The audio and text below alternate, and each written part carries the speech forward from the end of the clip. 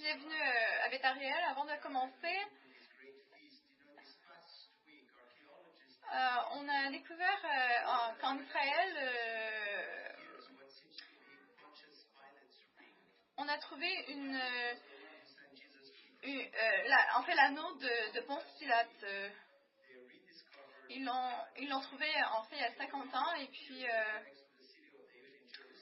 en fait ils ne savaient pas du tout que c'était l'anneau de Ponce Pilate, mais une fois qu'ils l'ont nettoyé, ils ont pu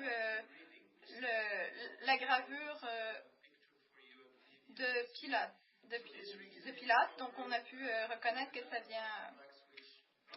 ça lui appartenait.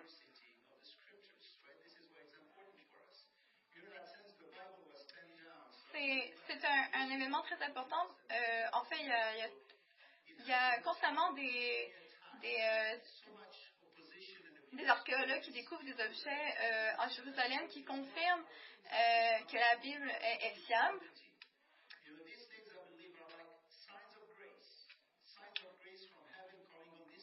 La Bible a été écrite il y a 3500 ans, en tout et partout. Et ce sont vraiment des signes de la grâce de Dieu pour confirmer la véracité de la parole.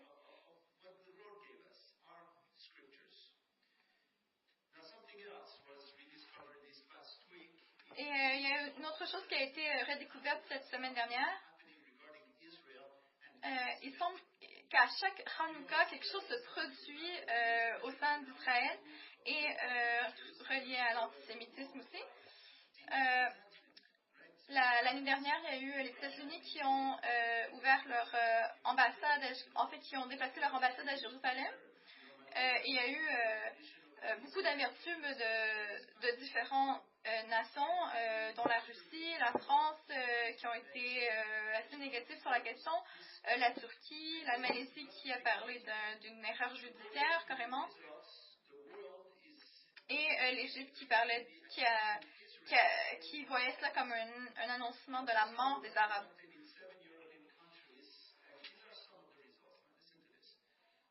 On a un sondage qui a été fait dans 7 pays européens et on peut lire. En fait, c'est un sondage de CNN et on voit vraiment l'augmentation de l'antisémitisme à travers le monde. Il y a 28% des Européens qui disent que les Juifs ont trop d'influence à travers le monde, de l'influence sur les finances et le business. C'était d'ailleurs l'argument d'Hitler dans son livre Mein Kampf.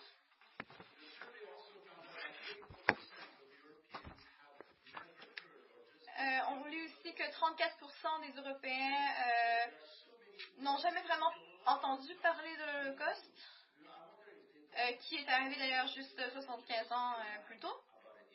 Et il y a une tonne d'informations, de films, et encore des survivants de cet Holocauste, des Juifs. Il y a 6% des Européens que les Juifs constituent 20% de la population mondiale. Et ayant cette impression-là que les Juifs dominent le monde, mais en fait, c'est complètement faux. Les Juifs, il y en a que 15 millions sur 7,2 milliards de gens. C'est 2% de la population mondiale. En fait, c'est assez irrationnel.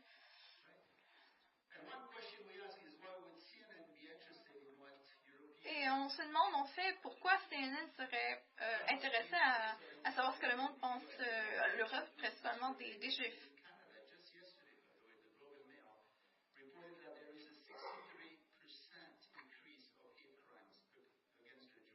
Et même on peut lire qu'il y a 63% au Canada de crimes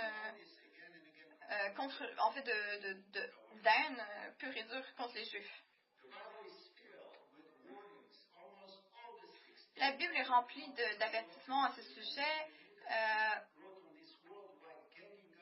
il y a 16 prophètes qui ont écrit à propos de cette haine contre Israël juste avant la seconde venue de Jésus. Donc, cette persécution-là des Juifs est une preuve de la pertinence de la parole. La reine Victoria, par exemple, lorsqu'elle a demandé à son premier ministre Benjamin Disraeli, qui était un croyant juif, elle lui a demandé est-ce que tu peux me donner un verset dans la Bible qui pourrait me prouver que c'est bien la vérité? Et Disraeli lui a répondu Majesté, il n'y a qu'un mot que je peux vous partager, c'est le mot juif. Parce qu'en fait, l'histoire des Juifs en elle-même est un puissant témoignage de la véracité de la parole.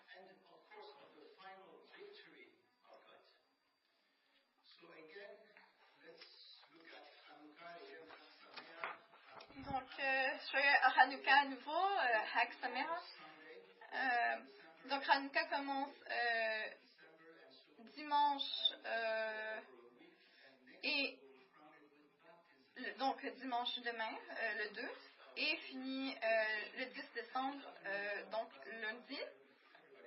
Ça va être un peu plus qu'une semaine. Et pour couronner le tout, on va avoir des baptêmes la semaine prochaine. Hanouka signifie en hébreu la dédication, la dédicace plutôt, la consécration.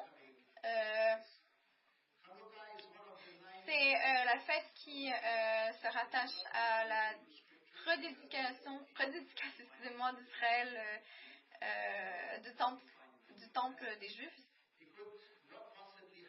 et qui préparait en fait la première venue de Jésus.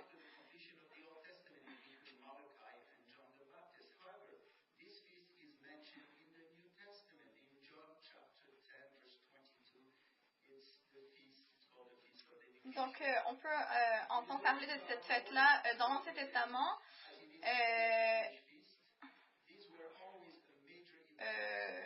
Dans le livre d'Esther, principalement.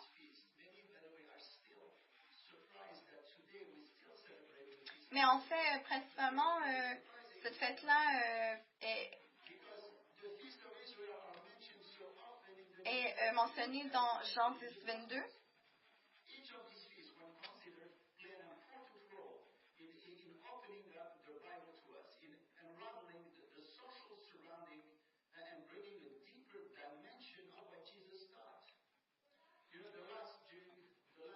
Les Juifs fêtent plusieurs fêtes, dont la Pâque, la fête du Tabernacle, dont on a déjà parlé, et toutes ces fêtes-là nous permettent de mieux comprendre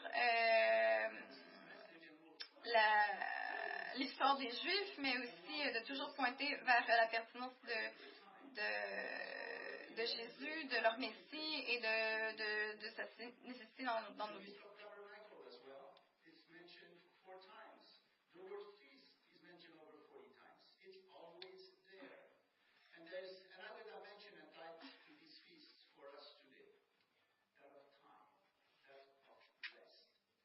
Il y a aussi une autre dimension à cette fête, c'est le repos, en fait. On demandait aux Juifs de fêter ces fêtes-là pour se rappeler qu'ils sont le peuple de Dieu, pour qu'ils puissent célébrer cette relation-là qu'ils ont avec leur Seigneur et mieux comprendre les différents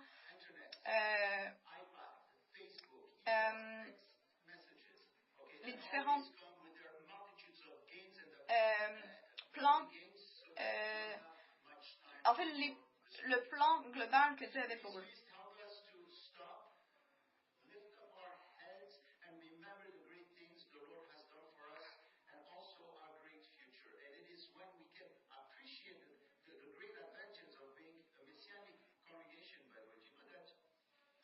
On est vraiment bénis d'être une assemblée des Juifs messianiques parce que, en fait, on a ce privilège-là de pouvoir fêter les différentes fêtes juives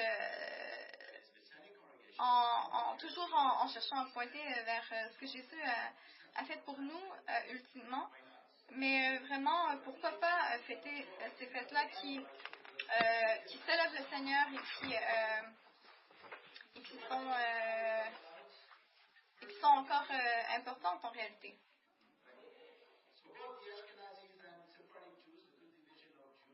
Alors, pourquoi Hanouka? Quoi sert cette fête?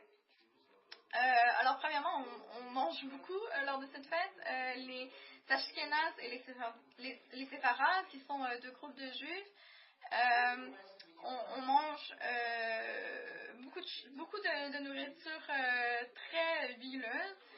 Et on va même vous servir aujourd'hui des latkes, qui sont des galettes de pommes de terre traditionnelles. Et on va vous donner beaucoup de tutos parce que c'est assez huileux. Et les Juifs aussi allument des chandelles tous les jours, pendant 8 jours, pour se rappeler du miracle de l'huile.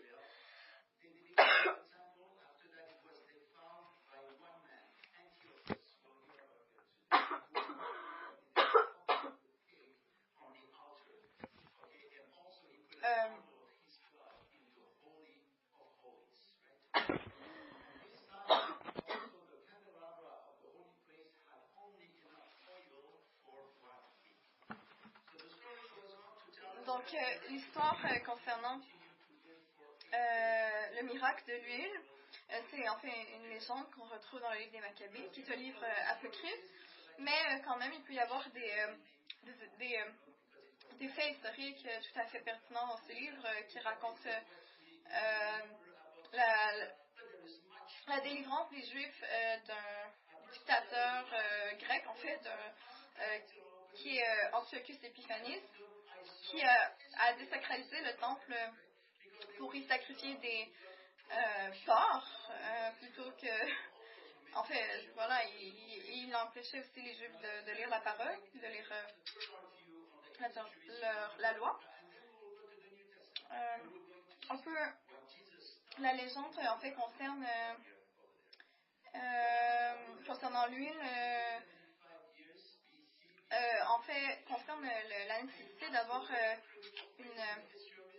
une flamme toujours en train de brûler dans le temple pendant 8 jours.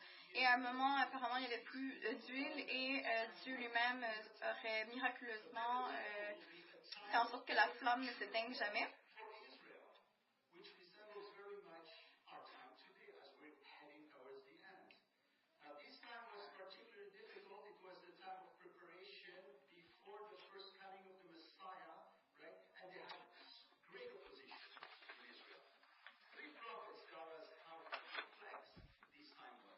Alors, Hanouka nous ramène à 175 ans avant la première venue de Jésus. Et on l'appelle normalement les 400 ans de silence. Mais ce qui serait peut-être plus juste de dire, c'est que c'était une époque de grands tourments. Pourquoi c'était aussi difficile? Il y avait des... En fait, pour préparer la venue du Messie, il y avait des choses d'une dimension très démoniaque, d'opposition contre la venue du Messie. Il y avait 3 prophètes qui nous en parlent, Agé, Zacharie et Malachie.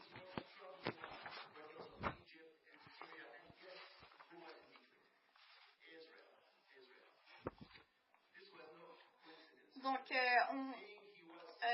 Antiochus Epiphanes apparaît vers la fin de l'Empire grec, de l'Antiquité, tandis qu'il était là, Alexandre le Grand a divisé son royaume en 4 branches. Et deux de ces branches-là incluaient l'Égypte et la Syrie. Et Israël était juste au centre.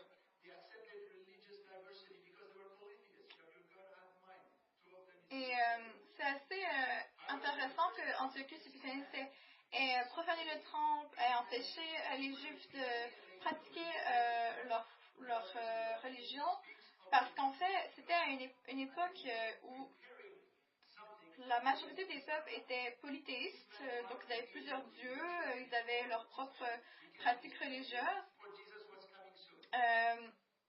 Donc, c'est la raison pour laquelle on croit qu'il y avait une influence assez démoniaque derrière tout ça, parce que ce n'était pas commun qu'il y ait ce genre de domination sur un peuple purement pour leur foi. Par exemple, les Babyloniens, les Perses et les Grecs avaient eux-mêmes une diversité religieuse.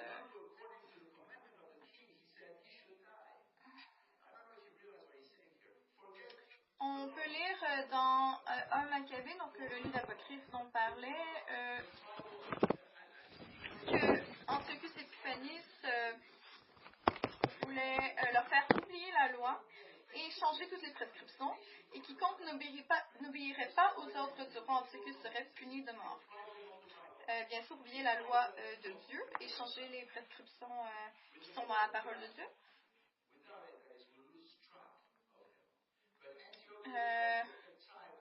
Donc vraiment, la motivation d'Antiochus Epiphanes se rattache beaucoup à ce que l'Antéchrist va représenter dans la fin des temps. C'était un peu un type de l'Antéchrist parce qu'il voulait vraiment éradiquer non seulement la nation juive, mais ses pratiques qui pointaient vers le Messie à venir.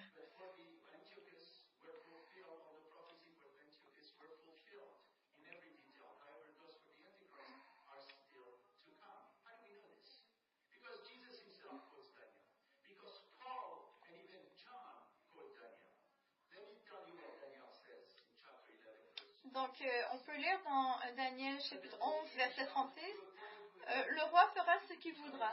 Il s'élèvera, il se glorifiera au-dessus de tous les dieux, et il dira des choses incroyables contre le Dieu des dieux.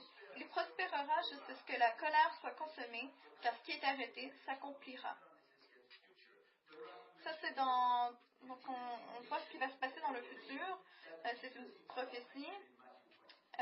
C'est la colère de l'exilation, de la désolation dont Jésus parlait dans Matthieu chapitre 24 verset 15.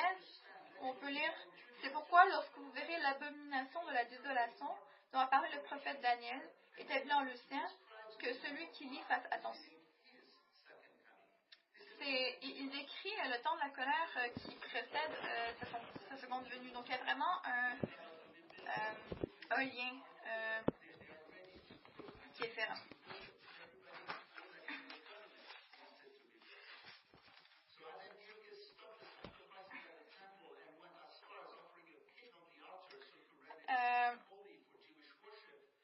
Donc, comme on l'a dit, Antiochus a profané le temple en offrant un porc sur l'autel. Il a même érigé une statue d'un dieu grec dans le Saint des Saints. Paul nous dit dans 2 Thessaloniciens chapitre 2 verset 4, l'adversaire qui s'élève au-dessus de tout ce qu'on appelle Dieu ou de ce qu'on adore, jusqu'à s'asseoir dans le temple de Dieu se proclamant lui-même Dieu. Donc, ce qui s'est passé avant la première venue va se passer aussi dans la seconde. Et c'est une question de temps avant que les Juifs puissent récupérer le temple en Israël, qui présentement est occupé par une mosquée.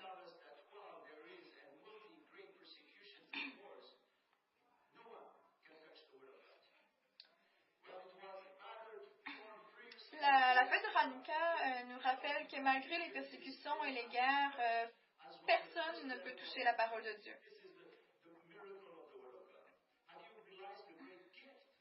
C'est le miracle de la parole de Dieu. C'est un cadeau, c'est un livre unique, c'est la parole directe de Dieu. Et elle a été écrite par plus d'une quarantaine d'auteurs dans une période de 1600 ans. Et la majorité ne se connaissait pas entre eux, étaient très différents. Pierre était un pêcheur, Amos un berger, Daniel un premier ministre, Luc était un docteur, Salomon un roi, Matthieu était un collecteur d'impôts, Paul un enseignant, mais tous leurs propos coïncident parfaitement. Ils parlaient du salut qui viendrait de Dieu et de l'éternité. Il n'y a vraiment aucun livre qui peut se comparer à la Bible.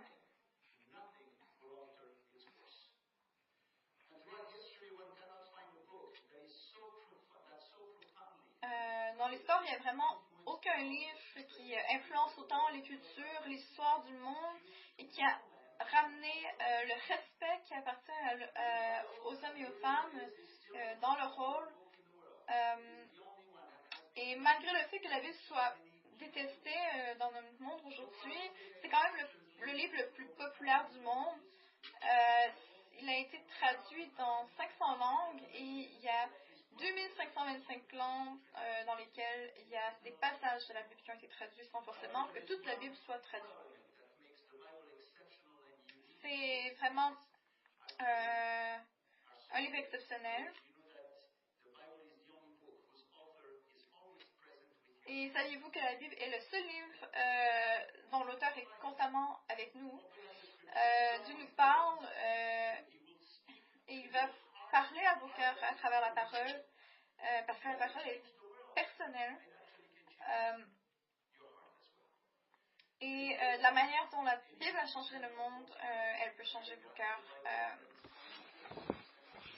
Et malheureusement, quoique 80% des Américains ont la Bible, seulement 13% la lisent quotidiennement. C'est très triste parce qu'on peut voir que la Bible est un livre extrêmement populaire, mais qui est le moins lu de tous les temps.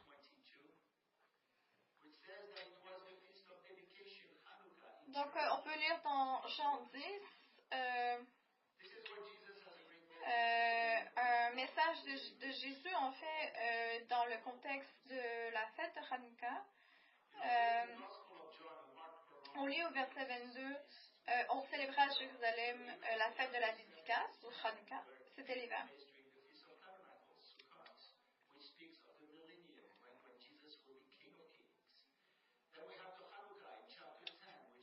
Donc, on peut voir en fait une séquence d'événements du chapitre 7 au chapitre 10 de Jean.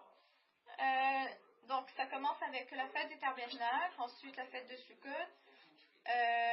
qui parle du millénium, lorsque Jésus va être le roi des rois sur la terre pendant 1000 ans. Et on a Hanouka dans le chapitre 10, qui parle de la protection de Dieu sur son peuple. Et ensuite, on peut voir au chapitre 12 la Pâque, tandis que Jésus rentre de manière triomphante dans la ville de Jérusalem. Et ça, c'était 3 jours avant sa crucifixion. Et 3 jours suivraient pour sa résurrection. Donc, nous avons Sukkot, Hanouka, la Pâque.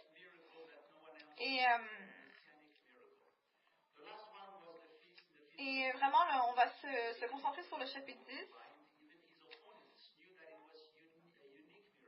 Et on peut lire aussi... l'histoire aussi commence avec le miracle de Jésus qui a guéri un homme né aveugle. Et on peut lire dans Jean chapitre 9, verset 16, « Comment un homme pécheur peut-il faire de tels miracles? » Et même l'homme qui a été guéri répondit, « Jamais on a entendu dire que quelqu'un ait ouvert les yeux d'un aveugle-né. » Malheureusement, les pharisiens, donc les juifs qui étaient les chefs religieux contre leur Messie, finalement, Jésus avait déjà planifié dans leur cœur de le tuer, malgré ces miracles-là. Donc, on va retourner au chapitre 10 de Jean, et on va lire uniquement les versets dans lesquels Jésus répond aux pharisiens, Donc, écoutez ça. Jésus leur dit, donc au verset 7, Jésus leur dit encore, en vérité, je vous le dis, je suis la porte des brebis. Je suis la porte. Si quelqu'un entre par moi, il sera sauvé. Il entrera, il sortira, il trouvera des pâturages. Je suis le bon berger. Le bon berger donne sa vie pour ses brebis. Je suis le bon berger. Je connais mes brebis, elles me connaissent. Comme le Père me connaît, et comme je connais le Père. Et je donne ma vie pour mes brebis. Mes brebis entendent ma voix, je les connais et elles me suivent. Je leur donne la vie éternelle. Elles ne périront jamais et personne ne les ravira de ma main. Moi et le Père, nous sommes. Amen. Donc j'ai lu les versets 7, 9, 11, 14, 15, 27, 28 et 30. Donc ces versets-là nous révèlent vraiment la protection, le rôle de protecteur de Dieu envers les saints.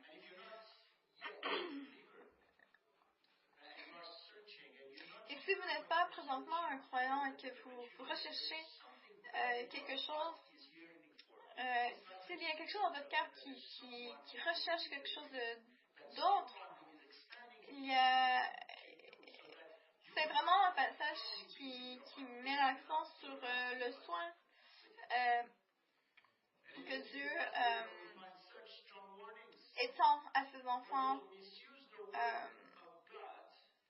Et vous pouvez avoir cette paix-là dans vos cœurs et une vie éternelle avec votre Créateur.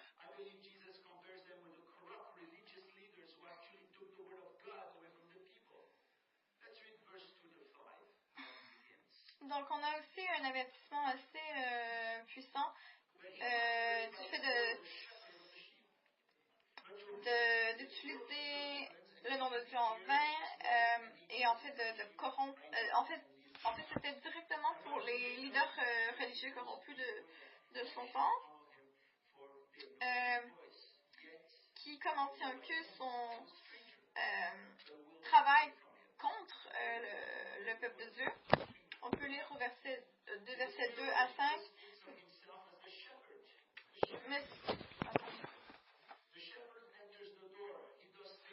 Donc on lit, mais celui qui entre par la porte est le berger des brebis. Le portier lui ouvre et les brebis entendent sa voix. Il appelle par leur nom les brebis qui lui appartiennent et il les conduit dehors. Lorsqu'il a fait sortir de ses propres brebis, il marche devant elles et les brebis le suivent parce qu'ils connaissent sa voix. Elles ne suivront point un étranger, mais elles fuiront loin de lui parce qu'elles ne connaissent pas la voix du étranger. Jésus parle de lui-même comme étant un berger.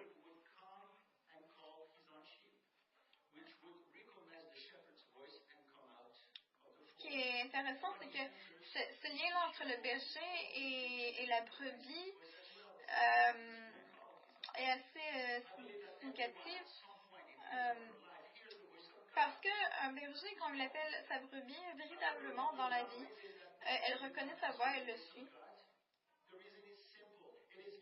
Est-ce que vous avez déjà demandé pourquoi c'est pas tout le monde qui suit Jésus et pourquoi certains rejettent la foi, plutôt même dans la foi et finalement tournent le dos. Et Jésus répond à cette question-là parce qu'à la base, ils n'étaient pas ses enfants ou ses brebis.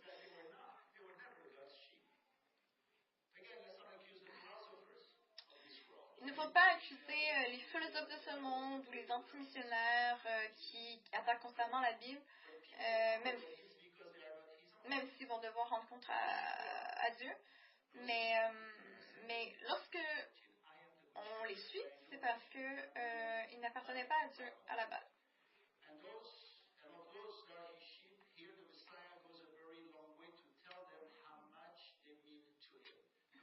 Donc Jésus dit au verset 26 à 27,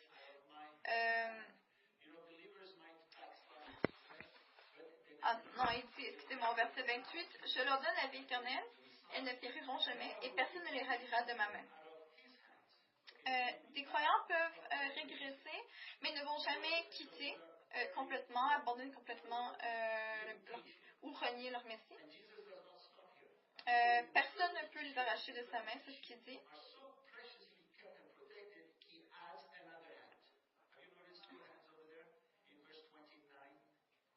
Donc on lit au verset 29, « Mon Père qui me les a donnés est plus grand que tous, et personne ne peut les ravir de la main de mon Père. » Donc maintenant, ce n'est pas que la main de Jésus, mais la main du Père aussi. Donc la main du Fils et la main du Père nous soutiennent et personne ne peut détruire le peuple de Dieu.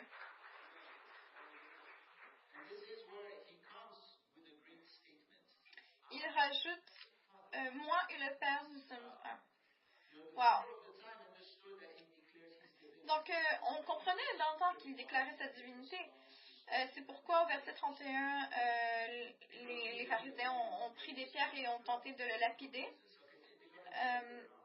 Il lui disait au verset 33, « Parce que toi, qui es un homme, tu te fais Dieu. » Mais c'est complètement le contraire. En fait, parce qu'il est divin et qu'il est devenu un homme, il est digne de gloire. Comme d'ailleurs les prophéties messianiques le prédisaient dans Isaïe 53 par exemple.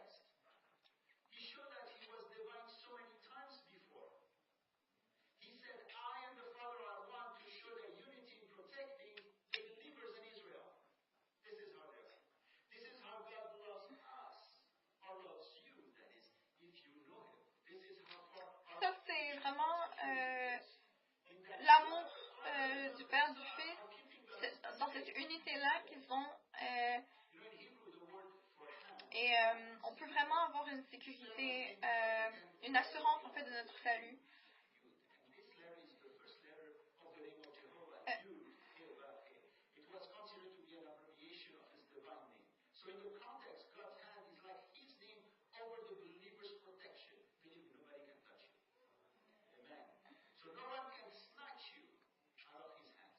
Alors, personne ne peut vous ravir de sa main.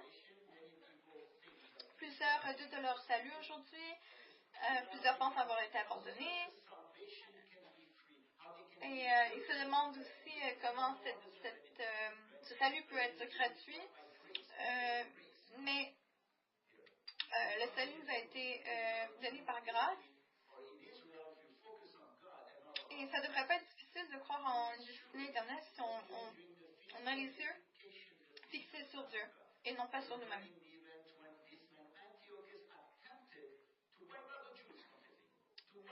Donc, c'est vraiment la vérité que veut mettre de l'avant la fête de la dédicace ou la fête de Hanouka.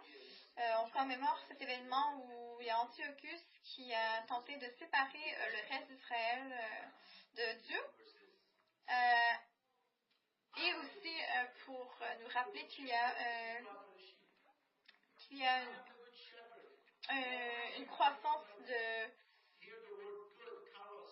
du dédain des peuples envers Israël, Dieu et sa parole, qui va pointer vers l'Antéchrist justement.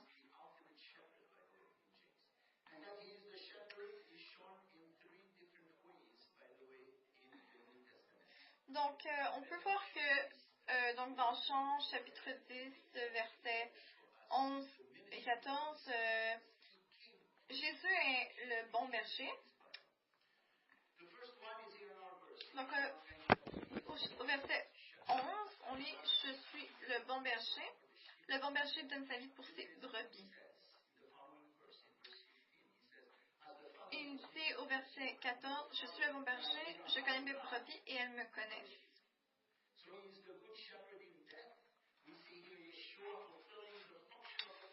Et il y a aussi, en fait,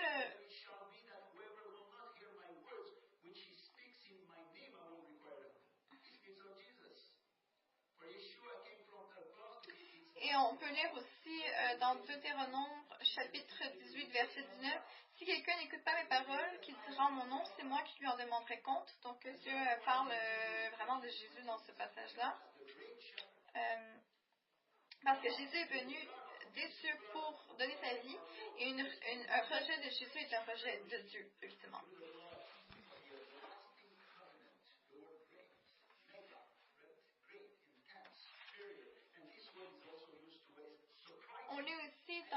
Hébreux, chapitre 13, verset 20, que le Dieu de paix qui a ramené entre les morts le grand pasteur des brebis, par le sang d'une alliance éternelle de notre Seigneur Jésus. Le grand pasteur, ou le grand berger, en fait pasteur veut dire berger, le mot grand, mera, qui est grand, oui, supérieur aussi, ce que ça veut dire.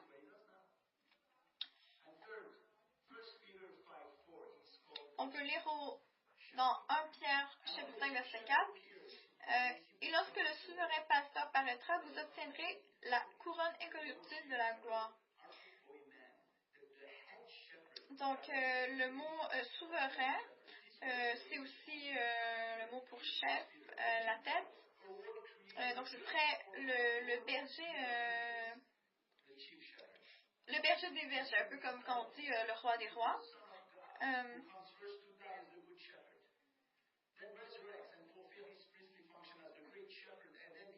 Donc on voit le Fils de Dieu qui vient en premièrement pour mourir en tant que bon berger dans ce passage, et ensuite ressuscite et accomplit sa fonction de prêtre en tant que grand, ou plutôt souverain, pasteur, berger, et qui revient pour accomplir sa fonction royale en tant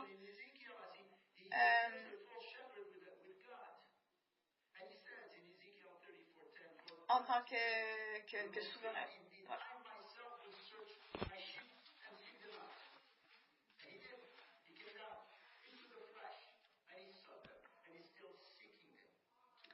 Et on peut lire aussi dans Ézéchiel 34, verset 11.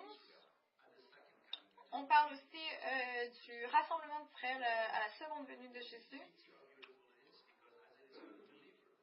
Donc on peut lire: car ainsi parle le Seigneur l'Éternel, voici j'aurai soin moi-même de mes brebis, j'en ferai et je les rechercherai. Donc vraiment, Dieu lui-même se compare à un berger, donc on peut voir vraiment ce lien entre Dieu le Père et Dieu le Fils. Et on lit aussi dans Ézéchiel 34, versets 12 à 14, comme un pasteur inspecte son troupeau quand il est au milieu de ses brebis éparses, ainsi je ferai la revue de mes brebis, et je les recueillerai de tous les lieux où elles ont été dispersées au jour des nuages et de l'obscurité. Je les retirerai d'entre les peuples, je les rassemblerai des diverses contrées, et je les ramènerai dans leur pays. Je les ferai paître sur les montagnes d'Israël, le long des ruisseaux, et dans tous les lieux habités. Je les ferai paître dans un bon pâturage, et leur demeure sera sur les montagnes élevées d'Israël. Là, elles reposeront dans un agréable asile, et elles auront de grands pâturages sur les montagnes d'Israël. On lit aussi au verset 30 et 31. Elles sauront que moi, l'Éternel leur Dieu, je suis avec elles et qu'elles sont mon peuple. Elles, la maison d'Israël, dit le Seigneur l'Éternel. Vous, mes brebis de mon pâturage, vous êtes des hommes. Moi, je suis votre Dieu, dit le Seigneur l'Éternel. Donc vraiment, comme c'est vrai pour la seconde venue, c'est vrai aussi maintenant. Dieu est votre berger, votre pasteur. Dieu lui-même a dit dans Zacharie chapitre 2 verset 8 qu'Israël est la pupille de son œil, et éventuellement toutes les nations aussi qui allaient le reconnaître à travers Jésus.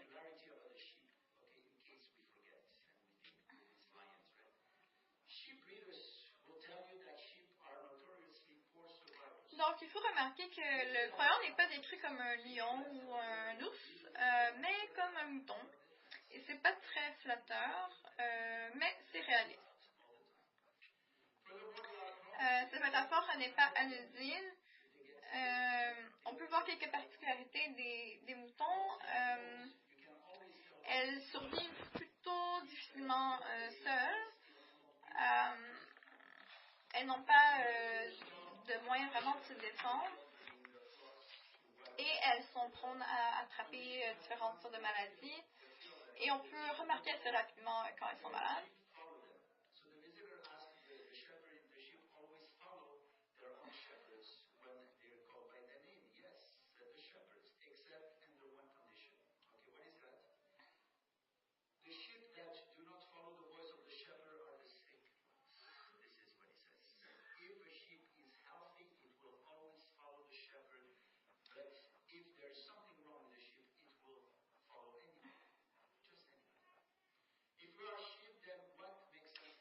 sommes des brebis, qu'est-ce qui fait de nous des croyants saints?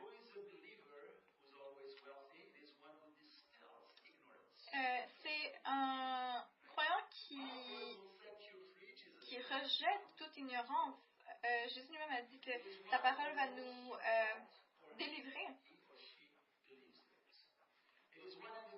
C'est une personne qui connaît très bien ce en quoi elle croit.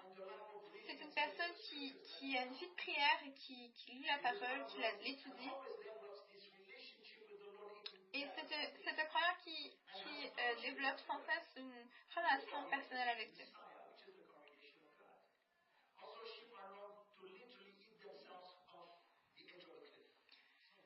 Donc, les brebis sont aussi reconnues pour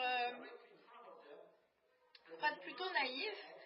Et lorsqu'elles voient de la nourriture sur le bord d'une falaise, elles vont aller vers la nourriture et tomber dans le fossé parce qu'elles ne sont pas très perspicaces.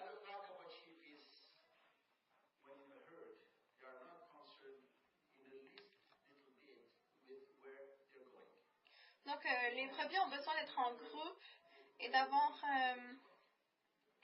un leader qu'elles suivent.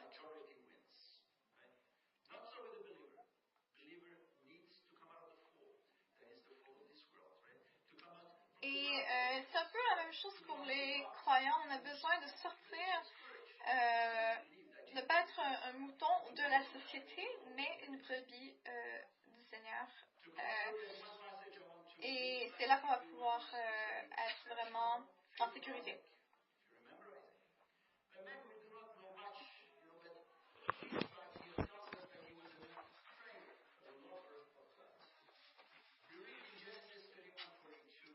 Pour conclure, j'aimerais partager un passage dans Genèse chapitre 31, verset 42. Donc, on lit que Jacob parle du Dieu de son père en disant « Si je n'eusse pas eu pour moi le Dieu de mon père, le Dieu d'Abraham, celui que craint Isaac. »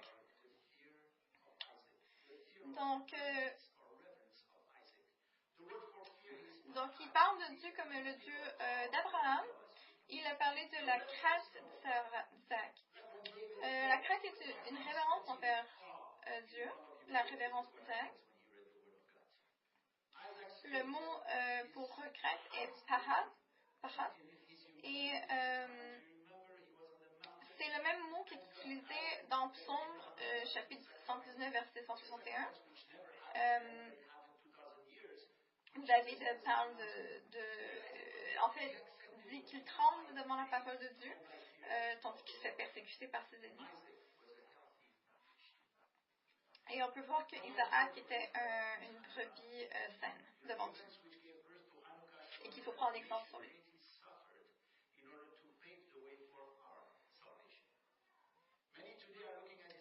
C'est très intéressant de voir que les événements qu'ont traversé les Juifs et qui ont mené à la naissance de Hanouka a été un chemin pour le salut de l'humanité. Aujourd'hui, il y a tellement de nations qui méprisent Israël, qui l'insultent et qui est dérangée par elle. Ne réalisant pas à quel point elle a souffert pour notre bénéfice. Et même Jésus a rappelé à la femme samaritaine que le salut vient des Juifs et le prix qu'Israël a payé et paye encore aujourd'hui pour cela.